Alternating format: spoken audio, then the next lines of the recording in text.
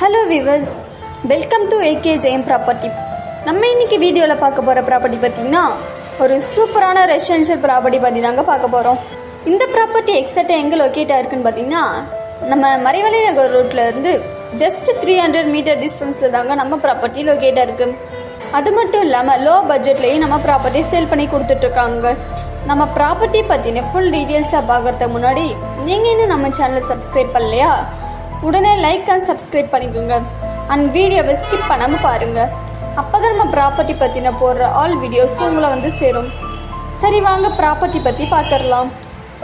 நம்ம ப்ராப்பர்ட்டி பார்த்திங்கன்னா ஆன் ரோட்டில் இருந்து ரெசிடென்ஷியல் ஏரியாவும் அண்ட் டெவலப் ஏரியாவும் நம்ம ப்ராப்பர்ட்டி லொக்கேட் ஆகிருக்குங்க.